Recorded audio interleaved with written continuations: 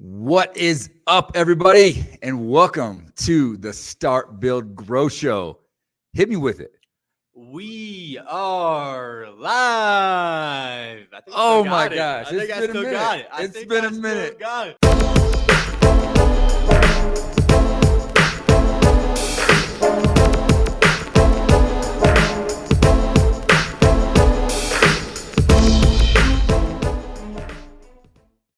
Since we've heard that, man, for those of you who are recently joining us on the Start, Build, Grow Show, this is an incredibly special episode. We've done over 300 episodes of the Start, Build, Grow Show, which means once a week. That's over 6 years now we've been doing this show. And 6 years ago, this dude, Nick Peret, and I, we had this wild idea to start a podcast to talk about entrepreneurship and roofing, and at the time, marketing. Inspired by Gary Vee. Inspired by Gary Vee, as we got to meet him. Yeah. And we've, you've been a brother of mine. We've known each other for a long time, did some awesome things. And we did 200 episodes together, something like that. Isn't that insane? And you were the host, right? And I kind of was a co-host, and you ran the show and produced everything. And I had to take over and figure it out and try to follow in your footsteps. Which I appreciate it, right? Yeah, even when you leave something, you don't want it to die, right? I think as creators, entrepreneurs, whatever it might be, you want it to keep going, right? And so for you to be able to take the show just by yourself and just keep it rolling and not miss a beat, I respect and I appreciate not letting our baby die. So I appreciate it. Yeah, man. We are still at it. Still going strong with the Start, Build, Grow Show. Absolutely. But here is the question. Mm-hmm. Where in the world has Nick Peret been? It's been a couple of years. Yeah, lots of things have happened. Back in the day when we were doing this, you had when you first started, you were launching a marketing company. Yep. Since then, you've since sold that and moved in some other spaces. Yeah. But let's go back, man. Let's get caught up, man. So what you been up to? What has Nick Peret been up to? Well, first off, hey, for the last marketing company that like you said, I did leave. Shout out to them, right? Peakleads.io. So if you need those roofing leads, right? Commercial roofing leads, they'll still take great care of you, right? But for me, you know how it is. There's seasons of transitions. And sometimes when you go through those seasons of transitions, you got to sharpen the saw a little bit. Don't you think? Oh, yeah. Right? Oh, yeah. It's time to kind of evolve. So for me, I always knew that software and actually implementing it based off of like well-refined processes has been an issue in contracting for some time. Have you ever seen that? Absolutely. I mean, we coach contractors, all over the country, coach hundreds of contractors, and so there's so much software and so much technology, and it evolves so fast. But it's just one of the hardest things is to keep up with it. And when it's like you get this shiny new object. Like, oh, I got this new software. It's awesome. It's going to change my business. Oh wait, how do I actually implement that? How does it? How do I get that to work and tie into my other stuff? Yeah, absolutely. It's a big challenge. And when I present to potential clients, that's the exact story that I tell. Yeah. Right. We use John, and John is this high-end, really smart contractor who is modern, forward-thinking, and he says, "Hey, I'm gonna buy this software, and we're going to the next level." Yep. Right. And then what? The team's not adopting it. It's not built out right. And so now the team's adopting their processes to fit the software. Yeah. Right. It's taking forever to fully implement. Data is still in the old system. They're not maximizing the tool because they don't know what the heck they're doing, because it gets really complicated. Right. And sometimes you have to go back, fix some things that you're doing operationally as a company, and then support it with the technology. Yep. It's more about having really well done and thought out operations and then supporting it with that technology. So for me, man, I was doing 16, 17-hour days behind that computer. I was living on that computer because I wanted to get as much knowledge and skills as possible to make sure when I'm going in that next journey that I'm going to take care of some people. And for the roofers out there, I still love you guys, man. I miss my roofing family. You got to, right? That's what happens when you're in a space for so long. So for all you out there, I hope you guys are absolutely crushing it. Thanks to Randy Brothers and the Start, Build, Grow Show. Love it, man. Great to have you back, Absolutely, man. For those of you who are wondering, Nick and I have stayed in touch. We stayed close. We've been first and foremost friends, and now family. He's part of the family. We've been friends for a long time. and you went on a nice little journey for the last few years. Yeah. So this is probably your first like official interview somewhat back into the space, but you never really fully left contracting. Mm-mm. But you saw some opportunities out there, and now you're really pressing in. I think what you're doing is something that like very few people are really doing. But here's the deal, man. We're getting into the technical side, we're getting into the fun stuff, but more importantly, Nick had some life changes. Let's talk about life, brother. I got married. Got married. I found a spicy Latina woman. Brittany, I love you. That can handle me, and I can handle her. Yep. And yeah, she's amazing. She's business savvy. She's very smart. Has a great career. Beautiful woman. Just a pleasure to be around. And so somehow I got her. I don't know how, but yeah, and we're going on the honeymoon end of next week. We're headed to Greece. That's awesome. Somehow you tricked her into hanging out with him long enough to. And I'll tell you this, man. I'll tell you the first time I started the company, my first time dipping my toes in entrepreneurship, it was me and my boxers, right, at 23 or 24 years old, working on my computer all night by myself in my $800 apartment, right? Yep. It does get a little bit more difficult when you're married and you actually do have responsibilities. So I want to give her another shout out for being so willing to be flexible and sacrifice some time with me when I was learning all that stuff. Because I know you had to do something similar with that too. And it's a lot. It's a big toll on the spouse for sure, on the significant other. I love that you bring that up. I think that's something we haven't talked about in a long time, if ever. Well, we have. I'm going to try to get Chrissy on the show again soon. But I think like it's so important as an entrepreneur, if you're going to try to be successful and you really are going to give it everything you got. Because a lot of people have great ideas. Yeah. A lot of people have a great ambition and great desire to be successful and to make a business happen, to start a business, to create a business and make something happen. But the challenge is you've got to have an incredible support system around you. Mm-hmm.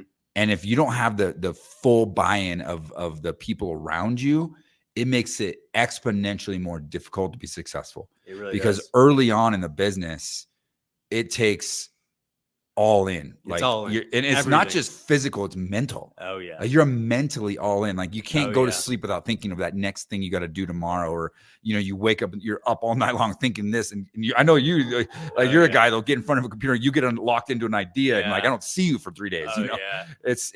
And having that support is incredible. Mm-hmm. And I'm grateful. Thanks, Chrissy as well. Like my wife has been so inspirational, as well as like super like a huge component of my success. Mm-hmm. Because we started dating before I started the roofing company. So we've been together quite a bit now before I started the roofing division. And, and I early on, I was like, hey, I need to do this. And I was traveling, I was chasing storms. There was times where I was gone for months at a time. I'd come home like once, for a week at a time or a weekend at a time. And that can either make or break your relationship and your business. Mm-hmm. And to have an amazing spouse, an amazing, support system. Shout out to those of you out there that maybe you're listening to this, or maybe you're listening to this. You're like, hey, I'm going to share this with my wife because I need a little more support. But here's the thing is, be careful not to get so engaged that you forget your purpose and why you're doing what you're doing. Mm-hmm. I believe there's a rite of passage in building a business. The first year, maybe in the first couple of years, you got to be all in, laser focused, and you're putting in the time, you're putting in the hours. But what happens, I've seen, unfortunately, in some cases, people get locked into that zone and they don't leave it. Mm-hmm. And then everything else around them falls apart because they're only in on the business. It's not sustainable. It's not sustainable for your health. It's not sustainable for your relationships. There's just no way. But like you're saying, it is a rite of passage where you kind of have to go through it, but then don't get addicted to that style of work, right? Because like I said, it's not sustainable. So do the work you have to, because there's no if, ands, or buts about it. You have to do it. There's just so much you have to do in the beginning, but slowly try to get your way out of that, right? And becoming more efficient, better what you do.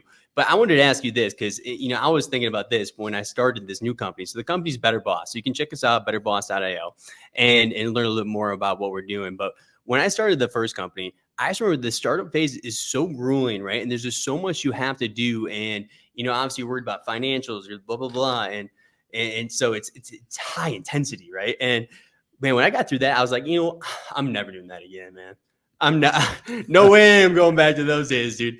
And when I did sell my percentage, I never once thought about getting a job. Never once. What is it about people like us that's so sick that for some reason just are almost addicted to that and can't resist it?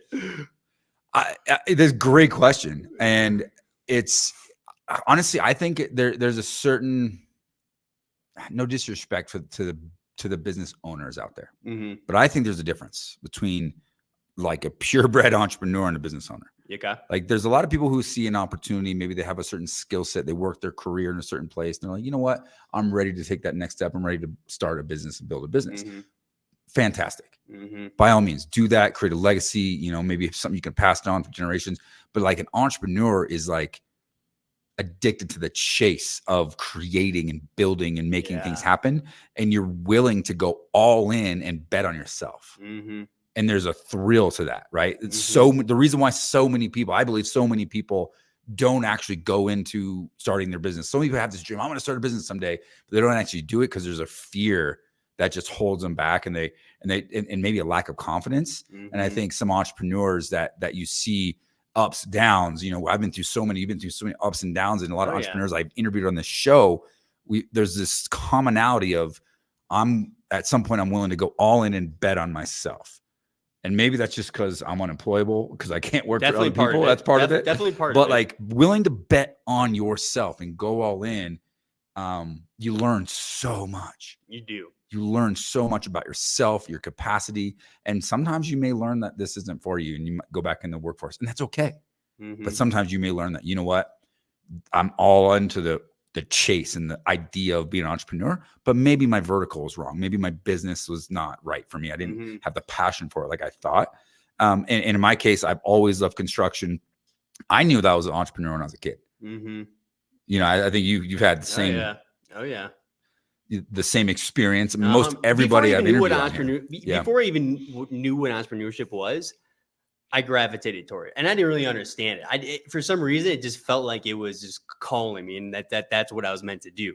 I wanted to, we talked about the ups and the downs, and I've seen your downs, you've seen my downs, right? We've seen each other's ups and everything like that, and it sometimes can be a roller coaster. But I wanted to ask you about like self-doubt, because I think that's something that people battle with in entrepreneurship.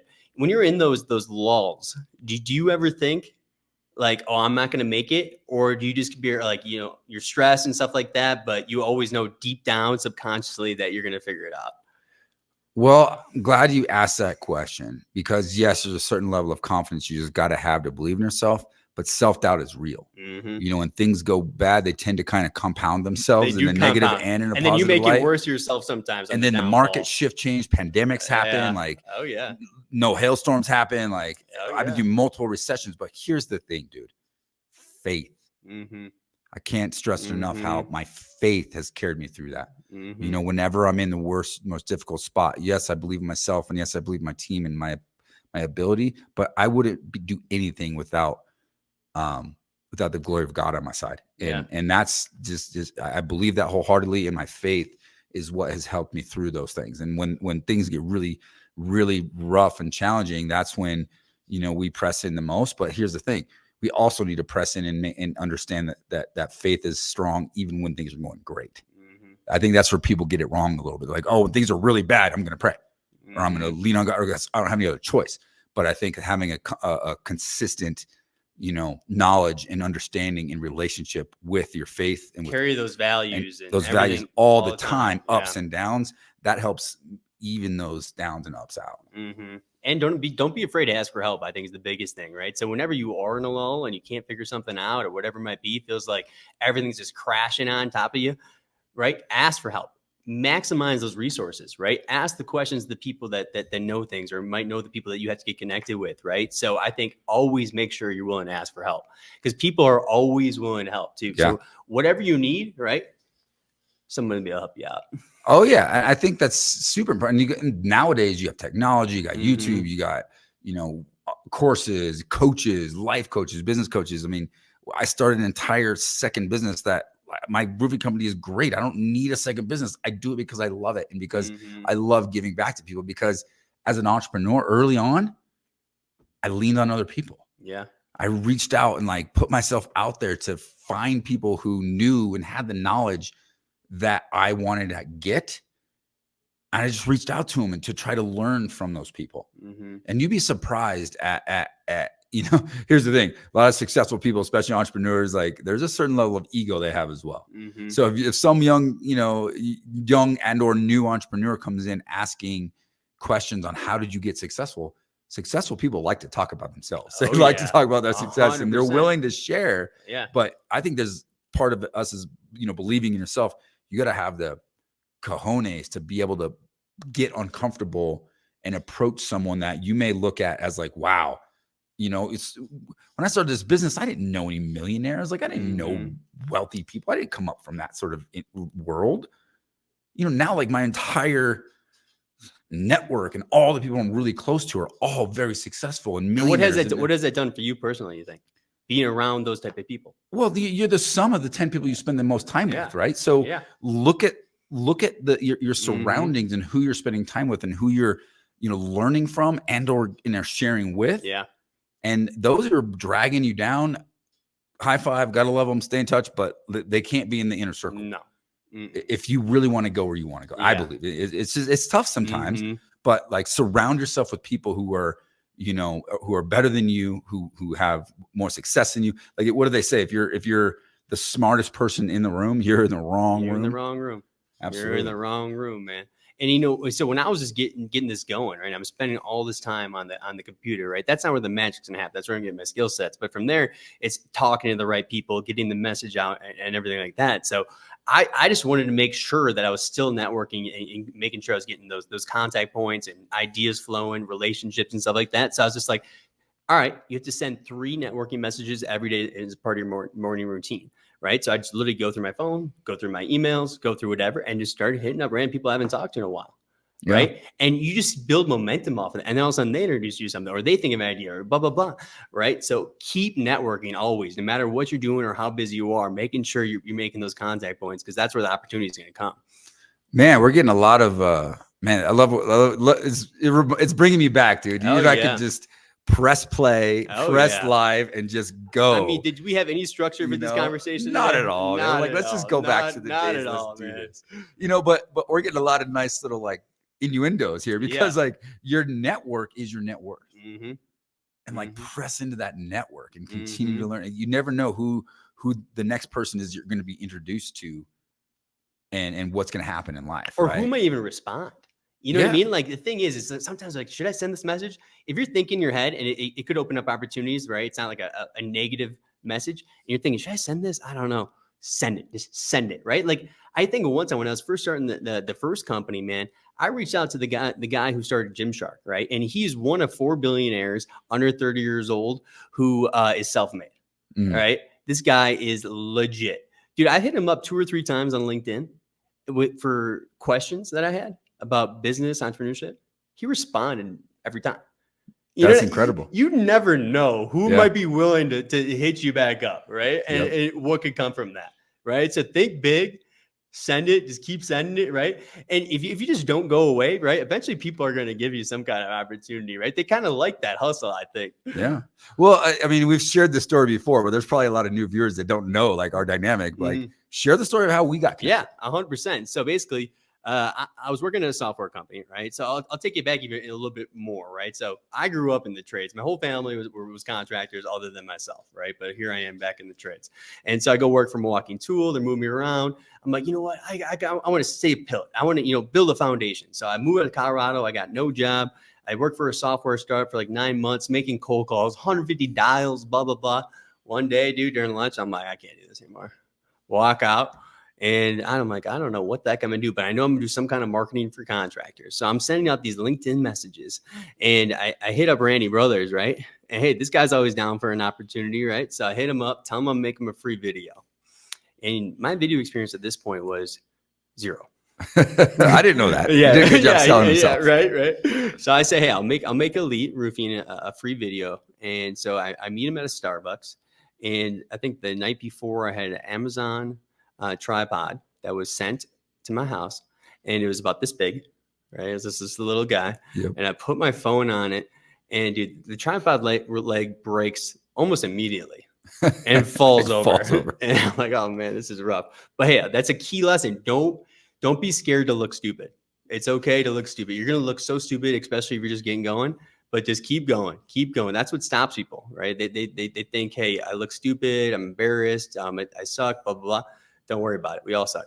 Right. And so then Randy's like, oh man, I got some stuff in my house. So like, all right, well, I guess it's going better. It's a little embarrassing, but it's going better than I thought. So we ended up using his equipment. And that's when you were just getting Roofing Academy really going. Just getting going. Just really getting it going. So we ended up playing some fantasy football. You like the Packers, go Pack, go, for all you Packer fans out there. Amen. Come on, right? What is it? Family, faith, and football, the Green Bay Packers, something like that, right? Oh, let's go. Yes, sir. And dude, that was basically the start of everything from there, right? So then we started working together in the Roofing Academy. We started doing a bunch of different things together. And we got to really see that take off together too, right? Yeah. And that was fun. We built the brand, we built the podcast, all that stuff. It was fun. I mean, that's how this podcast came about, all because a young entrepreneur reached out.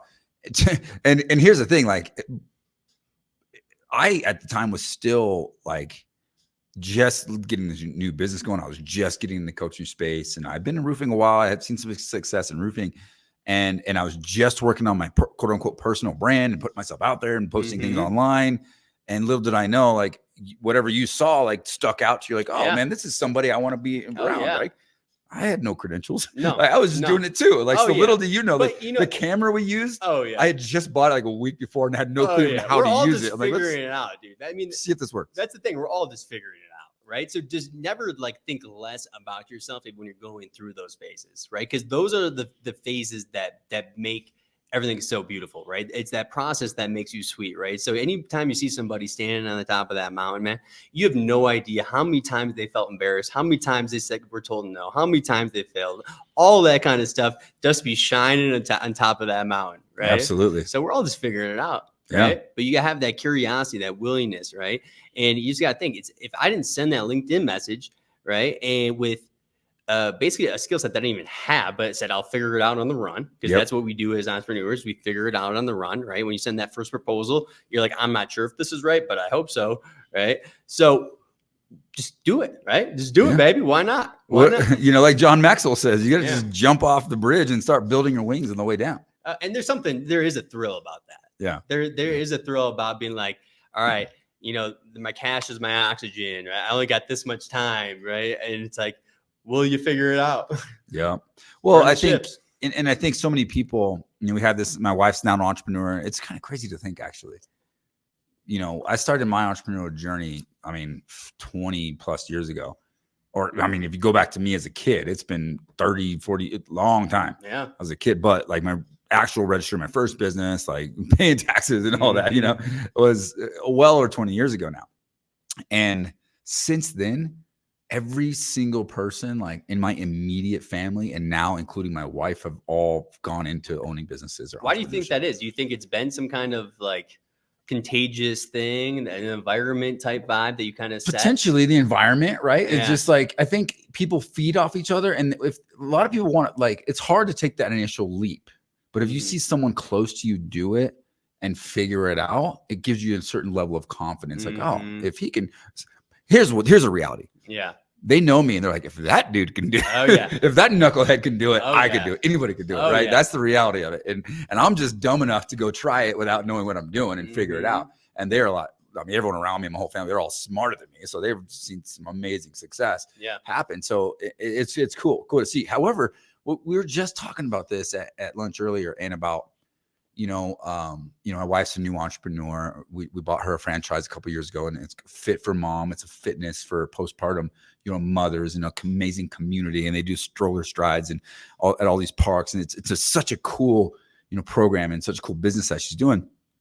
But this came up of, as a new entrepreneur, just her mindset is to have it all perfect first. She wants it. She wants to have everything figured out, like an entire SOP, an entire training program, like everything. Like, if I'm going to bring a new instructor in, I got to do this. And we were just like, no. And we've had the conversation, like, yes, that's great, but here's the deal. You're going to learn. You got to kind of learn as you're driving, like as you're going. You can't just figure it all out first. Like, not one successful entrepreneur, that I've ever interviewed, and hundreds of them on this show, has had it all figured out first.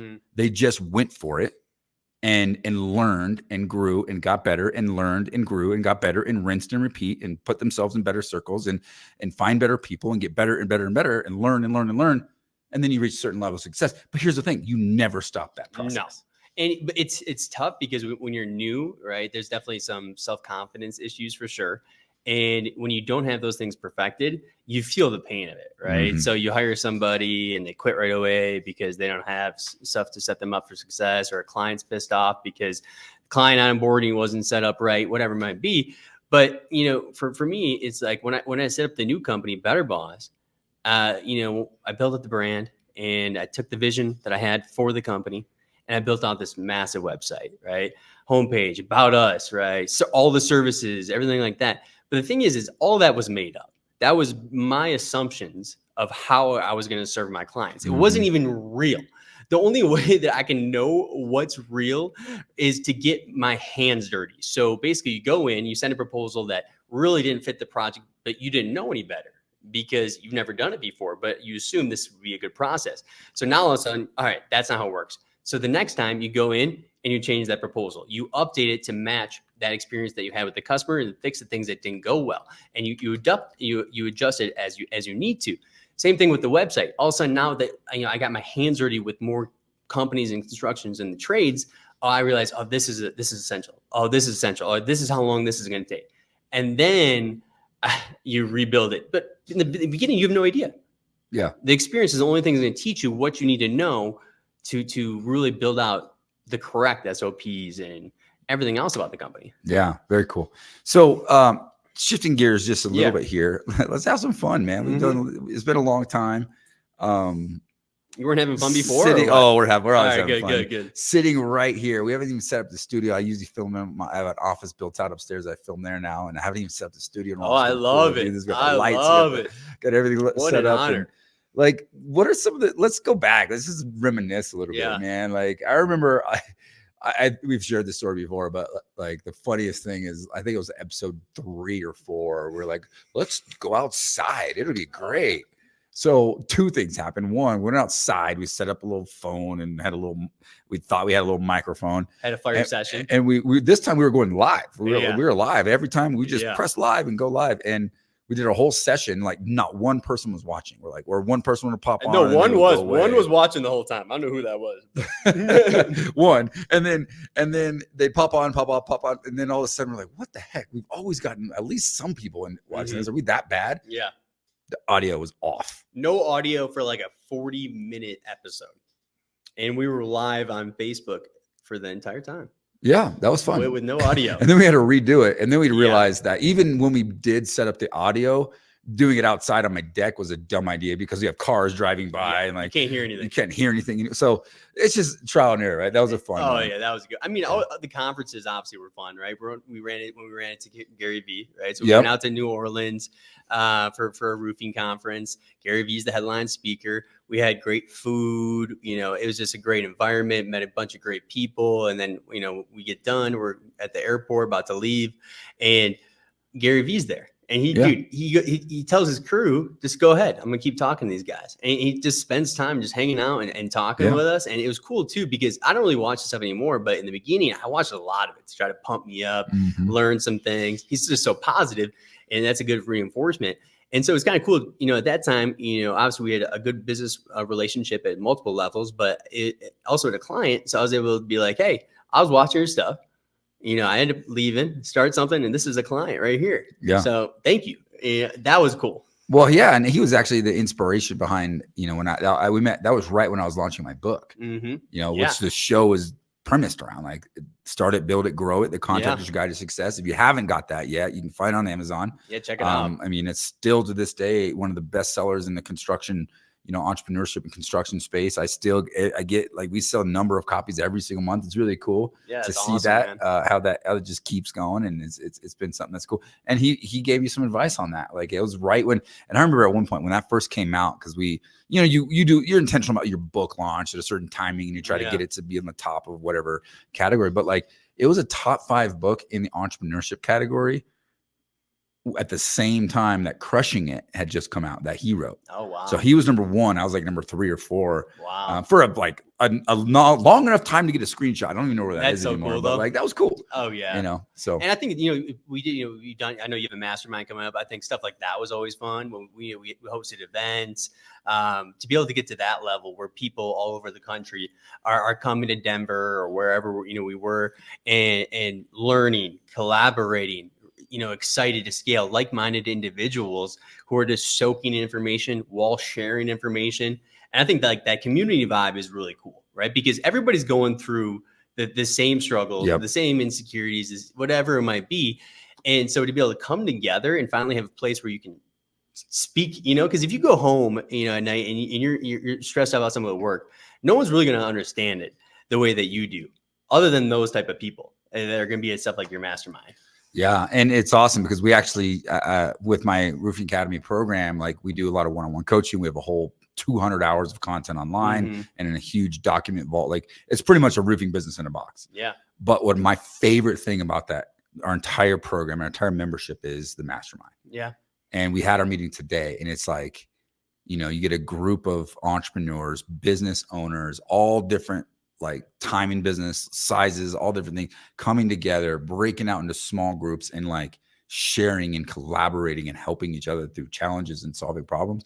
It's just such a cool thing to see. That's where we've evolved to from this early idea of let's build an online course and see how that goes. And it's just evolved to this, like, in my opinion, like a pretty significant impact on the industry that I love. It's absolutely. Really cool. And I got a couple more too that I just kind of thought of. First off, our buddy Joe, when he started his own company. Yep. I thought that was pretty cool for him to be listening to the show, quit his job, go to the conference, get pumped up, and then just crush it right off the bat. Yep. I mean, that was cool. Or, I've been at other roofing conferences when I'm just walking by, somebody hears my voice and they were listening to the podcast and I had no idea that they were listening for the last year or whatever it might be. Hey, I've been listening in the truck for the last year. I'm like, it feels good because then when you put all that time and effort into building out the content, editing it, getting it out there, but it's like, awesome. All right. Cool. That's cool, right? You're helping somebody out and somebody is in their truck that has a relationship with you and is learning with you and hopefully growing their business from some of the stuff that they're taking away from the show. I love it. So, and if you're somebody out there that's been listening to the show for a while, maybe you've been watching the show on YouTube or on Facebook, or maybe you're just now discovering the show, reach out. We want to hear from you. Yeah. Leave a comment. Like, let us know if what we're saying is relevant, or let us know that it's completely ridiculous. Whatever, like leave a comment, connect with us, find us online, direct message me. And I love to interact and communicate. It's so cool when someone calls or like books a call, goes to my website, theroofingacademy.com, and like books a call with me and we do a discovery call. And they're like, man, I've listened to your show for years. I listened to like, a lot of episodes, or some people every episode. Like, holy crap. I haven't even done that. Yeah. And it's like, it's really, really cool to see that impact because, in my mind, it's just like, from Gary Vee, it's like the power of one. And I think this is important for those of you who are struggling to like press play or to put something out on, make a reel or do a post on social media. If one person out there is impacted in a positive way by your message and what you have to say, it's worth it. Yeah. You have these shows and making these shows and producing this stuff. There may only be one person that watches this and maybe they're inspired to go start their business, or maybe they're inspired for one way or another.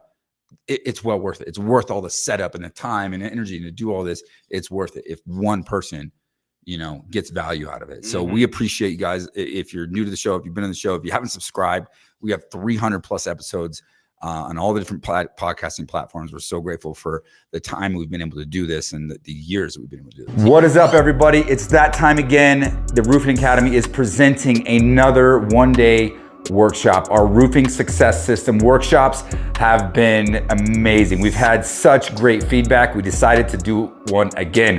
This one is going to be in Denver, Colorado. Now check it out. This one's going to be really special. We're changing it up a little bit. As many of you know, there's been a lot of discussion about the Fair Labor Standards Act.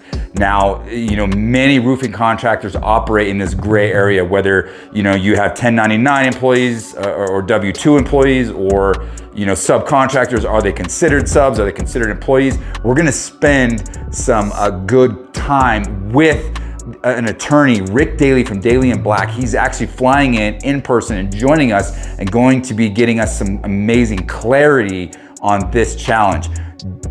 Do you need to change your business model? Do you need to be worried about what's coming down and what the new law from the federal government is telling us to do? We're gonna get some clarity on that. That's one component of the Roofing Success workshop that we're doing. Check it out, it's coming May 3rd here in Denver, Colorado. I'd love to have you there. The problem is we only have 80 spots. We only have 80 spots. And this is gonna sell out quick. I feel like we're gonna completely max this thing out. Not only are we talking about the Fair Labor Practices Act, we're going into the other systemized components of building a roofing company. The objective is to build a systemized roofing company. That's my mission, that's what we do, that's how we execute at the Roofing Academy. So you're gonna get a one-day crash course on systemizing your roofing business. We're gonna talk about everything from building a high-performance production system that you can rinse and repeat, and you can do from 1 to 10 jobs per day with the same system and execute at a very high level.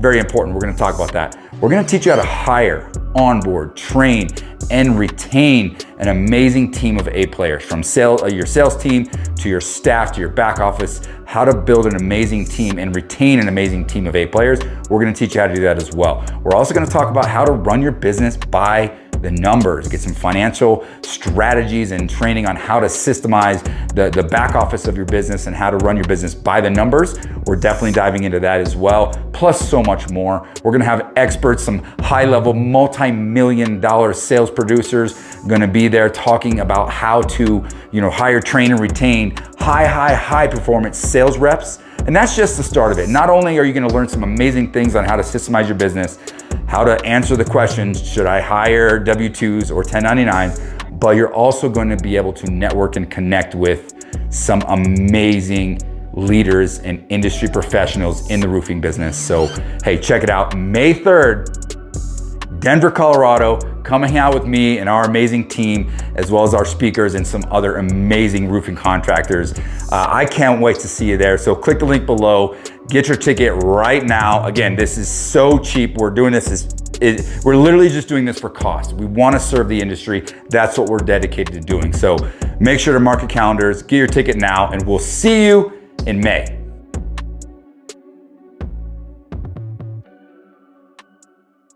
And if you have been thinking about making content for your company to market your business, show yourself as an expert, build a brand, everything like that, but you've been scared to, just do me that one favor. Right? Promise me in the next week that you're going to make a video and you're going to go post it. It doesn't have to be perfect, but I'll tell you one thing. For me, the reason why I try to invest so much into content creation and getting my face out there, getting my message out there, providing value to the people that I want to serve is, like I told you before, I was doing 150 cold calls at one point for a software company. And dude, it burns you out. I'll tell you one thing. If you really invest into building out that brand, the sales process is just a lot easier when talking about credibility, already having trust, everything like that. So now when you go into a sales environment, it's a totally different conversation. Yep. A lot of those objections or concerns or worries, whatever it might be, are mostly eliminated, especially if they've been listening to you or you're watching your stuff for quite some time now. Just get your face out there. Get your face out there. Yeah. And people buy from people they know, like, and trust. And social media is the place to build that trust and get to know people. Mm-hmm. You may have, there's people out here that I meet on almost a regular basis that like, they know me because they've listened to shows. And you watch TV, you watch reality TV. It's like you feel like you know the people you're watching. You feel like you get to know, especially reality TV. Oh yeah. That same type of concept can be applied for free on social media on a regular basis. Oh yeah. And just put yourself out there, be yourself. And I'll tell you this too. So, the way I do it, so I'm posting on YouTube, right? I've been posting a lot of these shorts and stuff like that. Seems a good way to get people to the channel, right? And so I do one episode a week. I record it, and then I put it into this thing called Opus Clips, and it literally chops up 30 clips. If there's different speakers, it'll put them in different frames, or it'll switch to them. It'll add emojis. It'll add B-roll that fits it.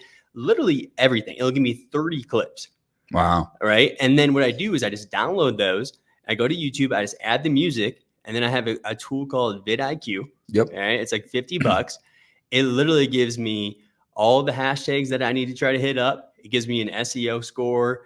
It gives me, like, I can hit a button and it'll give me a title. then it'll create that title and hit refresh for a new title, right? Literally everything, right? And so you just got to think at some point, if you're doing something like that for your business, it does take off. It's just a matter of time, right? So if there's so many tools out there that can streamline some of this stuff for you too now. Yep, absolutely. And so as I mean, we're going to start to kind of land the plane here, and we're in the other seat right now. You're the guest, so now I get to put you on the spot and get your golden nugget. You've been an entrepreneur now. You've had multiple companies now, and give me your golden nugget, man. We've had a lot of talk about entrepreneurship on here. I think it's been an awesome show, but give me your golden nugget that you want to share with our audience today. So I'm gonna get two. I'm gonna get two for some stuff that I learned. So Sam Altman, he is the co-founder of ChatGPT, OpenAI, right? Okay. And so he also runs Y Combinator, and Y Combinator is basically the incubator. If you get in your tech company, you're like Airbnb, or you're gonna be the big ones. And so he has studied the best entrepreneurs out there, right, who invented some pretty disruptive stuff. And he said that the number one trait of all the entrepreneurs is when they meet with them, they come in, they're hitting lulls or whatever it might be. It's literally just the mindset they can see it in them is, I'm gonna figure it out. I'm gonna figure it out. I'm gonna figure it out. Right. And that kind of piggybacks on my next thing. Is just keep learning, right? Just become an absolute sponge. Invest in yourself and your personal development and the skill sets that you have so that you can provide more value to others, right? Keep sharpening that saw, because what happens then is you become better at learning. You can learn faster. Yep. And then what happens is your confidence to take on new skills, right, goes up drastically. Like through this process, I had to learn how to code. I learned some SEO stuff. I've learned, like, you name it, I've kind of learned, right? Financing, QuickBooks and stuff like that, job costing, all the stuff that I had no idea before, right? But I just kept showing up, going in front of that computer. Even when some days I didn't want to, I wasn't really that inspired some days, right? So just keep learning, and just know that you're always going to figure it out, because then you will. Yeah, man, I love it. And it's not, we got to take the word if it's got to go out of our vocabulary. Got to go. It's not a matter of if I can do this, or if this works, then this will work. It's when. When are you going to do it? That's the only question we should have as entrepreneurs. When and how, right? I was on a hike last weekend, and it was my wife's brother's friend. And he's telling me what he's got going on. He's like, yeah, but I'm going back to school. I'm hopefully going to be a pilot. I was like, dude, stop. I was like, don't say hopefully. Yeah. Say you're going to become a pilot. He's like, I'm going to become a pilot. Yep. Man, there's so much that clicks in your brain when you make a statement that says, I am going to do this. Like, say it as if you've already achieved it. Hey, everybody, thank you so much for joining us for today's show. Again, subscribe if you haven't done that. Check out some of our old episodes. Go to some of our archived episodes with me and Nick. We've interviewed anybody and everybody in the industry, and there's some incredible education, incredible learning that you can get from this show. And Nick, glad to see you crushing it. You're still making things happen, brother. Dude. Still learning, still growing, got you, baby. And on a new adventure. I'm excited can't let nobody to see down. where it's going to go. You're doing it for everybody else, baby, right? You can't let your support team out, right? Yeah, anybody supporting you? Let's go. I'm excited for you, man. And for those of you watching, I appreciate you. Keep doing what you're doing. Grow as a leader, grow other leaders, and be better each and every day. Take care. God bless.